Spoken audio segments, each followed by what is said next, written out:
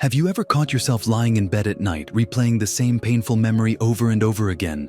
An embarrassing mistake, a cruel word from someone you cared about, or a time you failed when everything was on the line? You know it doesn't help. You know you can't change what happened, yet the memory loops in your head like a broken record. It feels sticky, harder to shake off than the happy moments you've lived. Why does your brain seem to cling to the negative, dragging you back into suffering long after the moment has passed? That's what we'll explore today. Why painful memories hold such power, how they shape your identity, and how you can transform them from sources of endless punishment into sources of growth. To begin, let's look at one of the most well-documented psychological principles: negativity bias. Simply put, your brain is wired to pay more attention to negative experiences than positive ones. From an evolutionary perspective, this makes sense. For early humans, remembering the location of a predator or the pain of eating poisonous berries could mean the difference between life and death. A single mistake could be fatal, while missing out on a berry bush was just a lost snack. That's why our brains developed to store painful events more vividly. The survival advantage is obvious. Those who remembered danger survived to pass on their genes. But in today's world, this same wiring often works against you.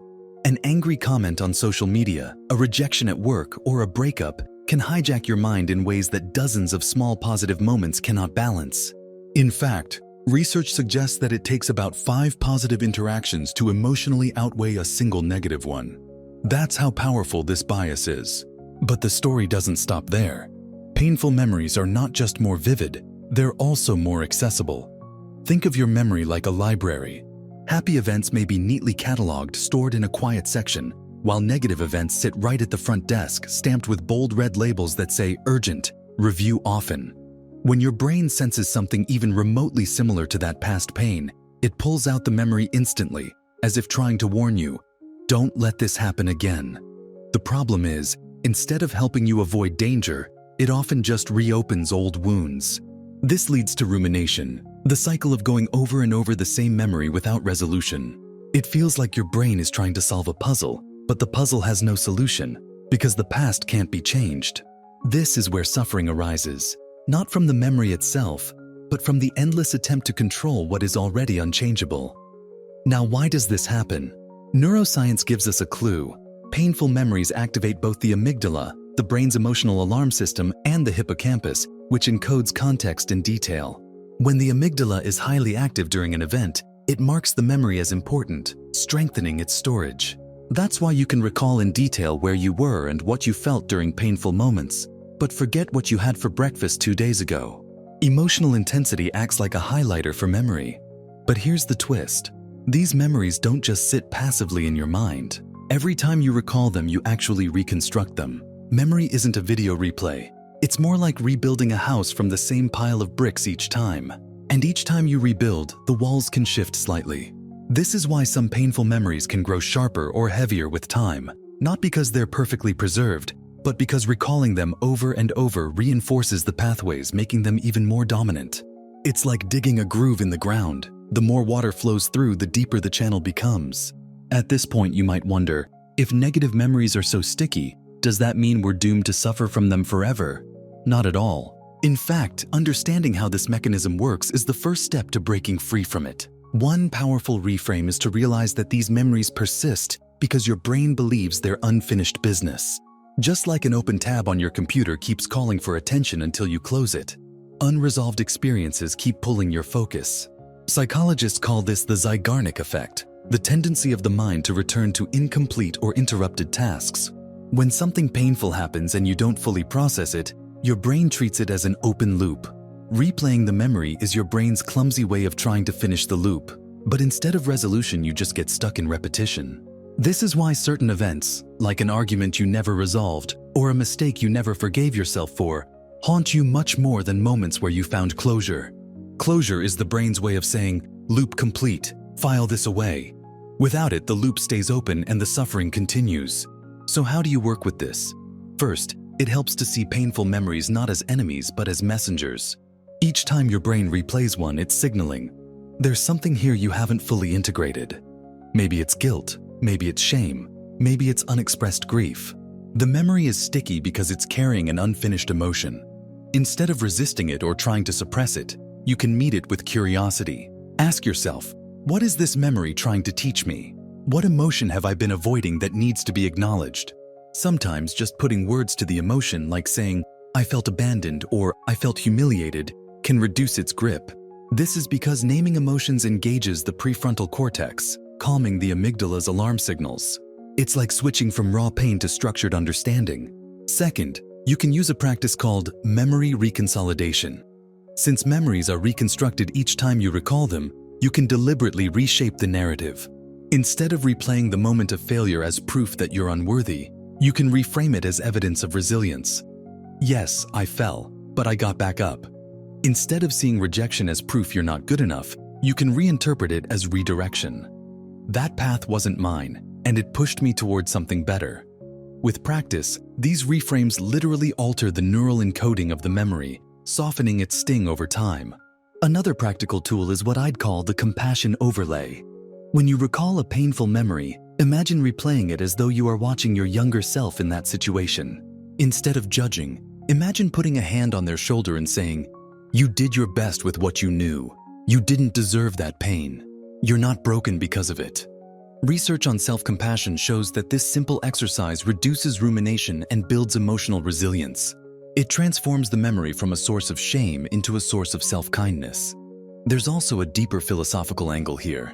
Many traditions, from Stoicism to Buddhism, teach that suffering comes not from the event itself, but from our relationship to it. Marcus Aurelius wrote that it is not things themselves that disturb us, but our judgments about them. A painful memory is a fact of the past. You can't erase it. But how you carry it now, in this moment, is a choice.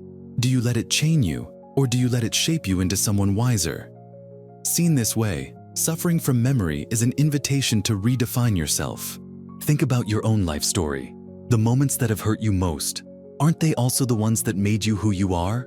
The breakup that shattered you may have also taught you what love really means. The failure that humiliated you may have planted the seed of your future strength. The betrayal that broke your trust may have deepened your discernment. Painful memories can be anchors, keeping you stuck, or they can be teachers, pointing you toward growth. The difference lies in how you engage with them.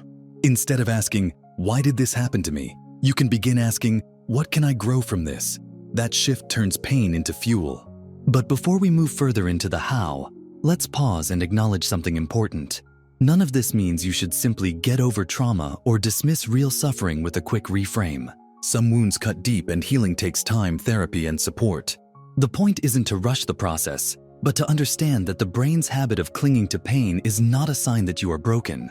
It's a universal human tendency, and once you see it clearly, you can begin to gently loosen its grip step by step. One of the most powerful tools for working with painful memories is something psychologists call cognitive reappraisal. This doesn't mean pretending something bad was good, but rather shifting the lens through which you view it. Imagine a memory of being rejected for a job you desperately wanted. If you keep replaying it as proof of inadequacy, the wound stays raw. But if you reinterpret it as a redirection, one that freed you to find a better opportunity, you start to integrate the memory into a narrative of growth.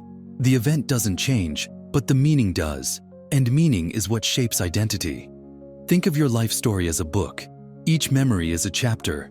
You can't erase chapters, but you can decide how they fit into the larger story. Do they define the whole book as a tragedy, or do they serve as the dark moments that make the eventual triumph more profound? Your brain loves stories. It's wired to organize experiences into narratives. When you consciously choose the story you tell yourself about your memories, you take back authorship of your identity. Another practice that can help is journaling with a twist. Instead of simply writing down the painful event as it happened, try writing it as if you are a character in a novel. Describe the scene, the emotions, the stakes. Then, in a second entry, write from the perspective of your future self looking back. Ask, what did this experience teach me? How did it shape my values, my strength, my capacity for empathy? This exercise activates what neuroscientists call the observer perspective, which reduces emotional intensity while increasing insight. It's like stepping out of the storm and seeing the landscape from above. There's also a biological reason why this works. When you reframe and reinterpret a memory, you're engaging the prefrontal cortex, the rational meaning-making part of the brain. This helps calm the amygdala's emotional reactivity. Over time, with repeated practice, the emotional charge of the memory decreases. Not because you've erased it, but because you've integrated it. Integration, not erasure, is the goal. Many people make the mistake of trying to forget or suppress painful memories. But suppression rarely works. In fact, it often makes the memory rebound stronger. This is because when you resist a thought, you signal to your brain that it's important. Instead, by leaning in, acknowledging, and reframing, you allow the memory to take its rightful place, not as a haunting ghost, but as a teacher that no longer needs to scream for attention. Another helpful approach is to shift from self-punishment to self-inquiry. When you catch yourself suffering from a memory, instead of asking, "Why can't I stop thinking about this?" try asking, "What is this memory trying to remind me of?" Maybe it's pointing to a value you betrayed, a boundary you didn't hold, or a truth you didn't speak. If you listen carefully, you can turn the sting into a compass. Pain often shows us where healing is needed, where growth is waiting. Consider relationships. Many of the most painful memories come from betrayals, rejections, or losses. These can easily become endless loops of self-blame or anger at others.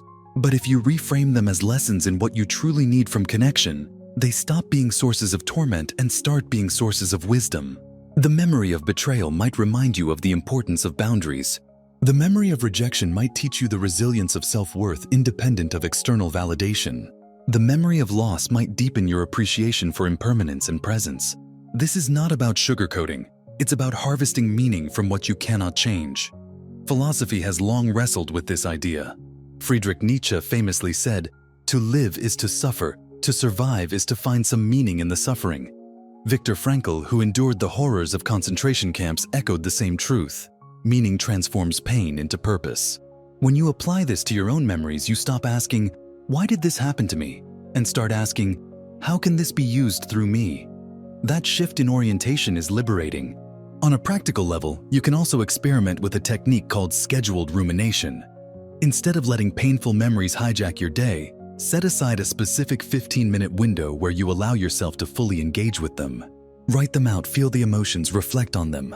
Outside that window, if the memory arises, gently tell yourself, "I'll think about this during my scheduled time." This simple practice gives your brain a sense of containment. Over time, it reduces the compulsive looping and makes the memories feel less invasive. There's also the role of the body. Painful memories are not just stored in the mind, they're encoded in the nervous system. That's why you sometimes feel a memory as a knot in your stomach or a tightness in your chest. Practices like deep breathing, progressive muscle relaxation, or even mindful movement can help release these embodied echoes.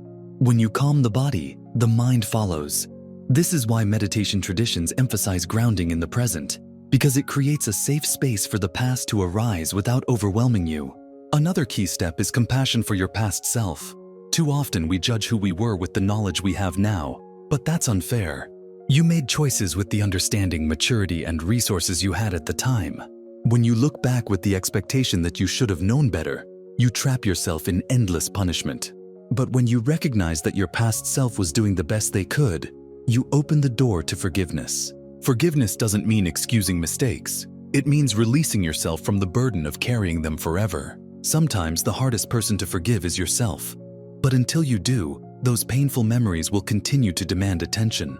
Forgiveness is closure. It's the act of closing the loop your brain keeps trying to resolve. This doesn't happen overnight, but it begins with the willingness to see your past self with kindness instead of condemnation. Let's also address the fear many people have. If I stop suffering from this memory, will I forget its importance? The truth is, integrating a memory doesn't erase it. You won't lose the lesson, you'll just lose the sting. You can still remember the event, but instead of it being a raw wound, it becomes a scar, a reminder of healing. Scars don't disappear, but they no longer hurt when touched.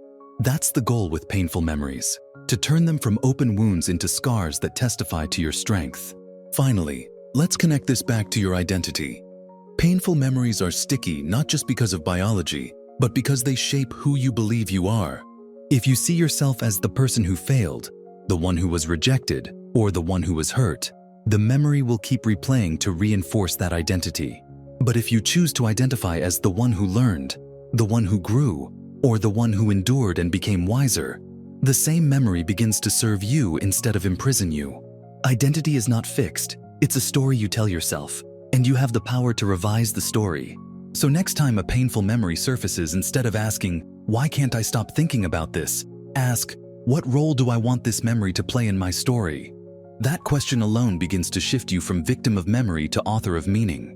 And perhaps that's the greatest freedom we have, not to erase the past, but to choose the meaning we give it now.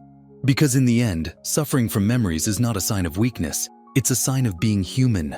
But how you respond, whether you let those memories chain you or transform you, determines whether you stay trapped in the past or move forward with wisdom. If this exploration unlocked something for you, if it helped you see your own memories with fresh eyes, then share this video with someone who might need the same reminder. And don't forget to subscribe to Mind Unlocked, your toolkit for better thinking, where every video helps you understand your mind more deeply and use it more wisely for a life of clarity, compassion, and growth.